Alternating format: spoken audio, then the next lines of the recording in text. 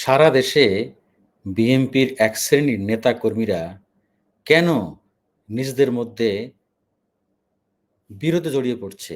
শুধু বিরোধ না, মুখে তর্কাতর্কি হয় কিংবা ন্যূনতম হাতাহাতি পর্যন্ত মেনে নেয়া যায়। ধাওয়া পাল্টা দেওয়া, গোলাগুলি, সশস্ত্র যুদ্ধ, পাল্টাপাল্টি রক্তক্ষয়ী সংঘর্ষ হচ্ছে। এমন কোনো দিন বাকি নেই যে বাংলাদেশের বিভিন্ন স্থানে এই ধরনের খবর আমাদের শুনতে হচ্ছে, দেখতে হচ্ছে। গতকালও কিন্তু চট্টগ্রামে রাউজানে সেখানেও বিএনপি ২ গ্রুপে ইফতার মাহফিল আয়োজন করছে এক গ্রুপ, আরেক গ্রুপ যেয়ে সেখানে যেয়ে সশস্ত্র হামলা চালাইছে। মোটরসাইকেলে আগুন দিয়ে দিয়েছে। এটা কি রে ভাই?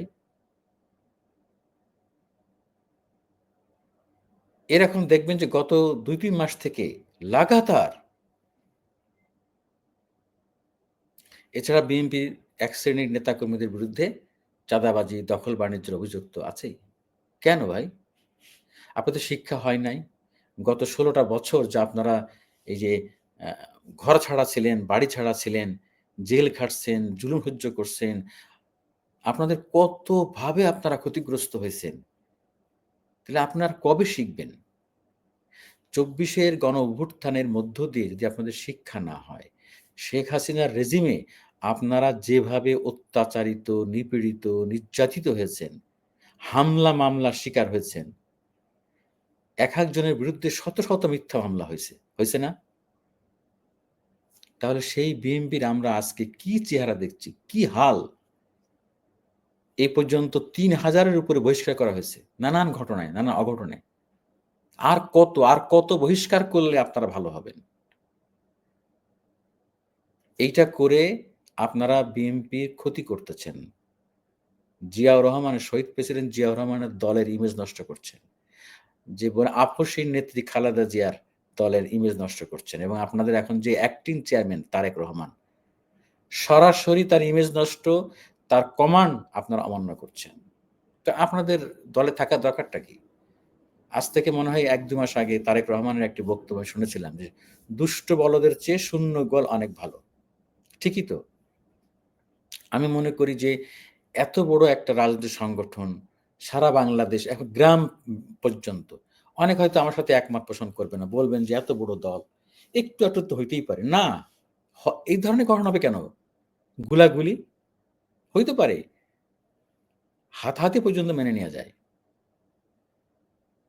আমি মনে করি যে আপনাদের বিরুদ্ধে যে চাঁদাবাজির অভিযোগ, চাঁদাবাজি, দখলবাজি, ইভেন যে আপনাদের যে গুলাগুলি, এটা মানতে নারাজ।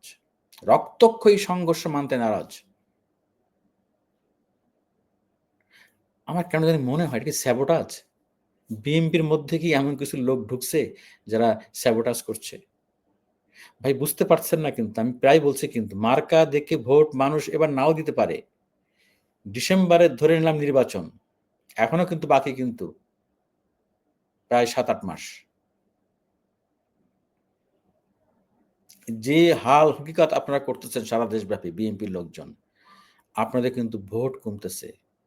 মানুষ কিন্তু এমন রাজনৈতিক দলের চেহারা আর দেখতে চায় না। অতীতে বহুবার দেখেছে। আওয়ামী লীগ, বিএনপি, জাতীয় পার্টি এদের যে চিরাচরিত যে রাজনৈতিক ক্যারেক্টার, সেই ক্যারেক্টার মানুষ আর দেখতে চায় না। মনে রাখবেন যে ৩ টা টার্মে বাংলাদেশের অধিকাংশ লোক ভোট দিতে যায় নাই, ভোট দেয় নাই।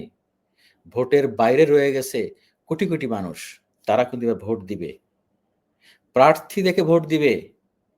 আর যদি বিএনপি হিসেবে এজ এ দল হিসাবে এগুলো নিয়ন্ত্রণ করতে আপনারা না পারেন, তাহলে কি হবে চিন্তা করে দেখেন। আমি উম আমি কিন্তু বিএনপি সমর্থকও না, বিএনপি করিও না। কোন দলেরই সমর্থক না। কিন্তু আমার আফসোস লাগে। যেটা মানুষ আর কত আঘাত পাইলে, কত কষ্ট পাইলে সে শিখবে। আরে ভাই আমাদের তো একটা দল লাগবে বাংলাদেশে। একটা গণতান্ত্রিক শক্তিশালী দল তো লাগবে। আবার একটা শক্তিশালী বিরোধী দলও লাগবে। গণতন্ত্র ঠিকঠাক রাখতে গেলে, রাষ্ট্রকে ঠিক পথে রাখতে গেলে, একটি সরকারকে ঠিক পথে রাখতে গেলে যেমন লাগবে একটি শক্তিশালী সরকারি দল, তেমন লাগবে একটি শক্তিশালী বিরোধী দল।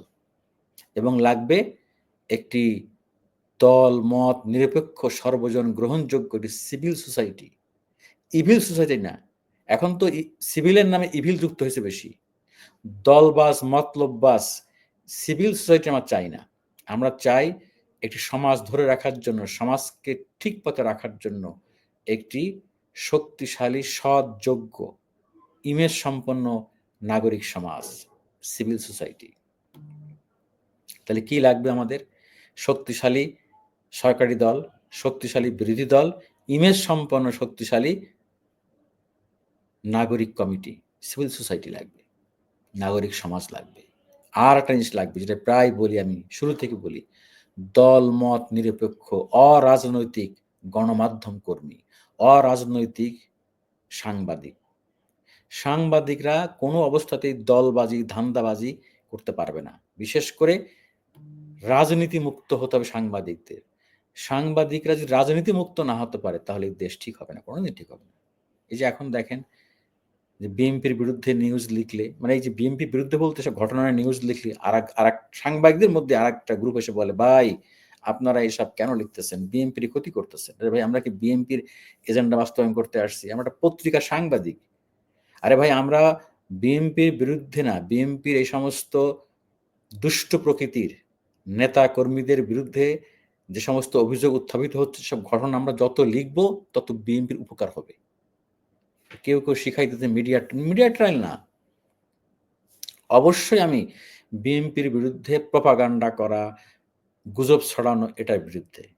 আমি এটার পক্ষে যে বিএনপির নেতা কর্মীরা কোনো অন্যায় করলে সেটি লিখতে হবে, তুলে ধরতে হবে, গঠনমূলক সমালোচনা করতে হবে। আমি বিশ্বাস করি তারেক রহমান নিজেও চান যে গণমাধ্যম এভাবে একটি শক্তিশালী ভূমিকা পালন করুক।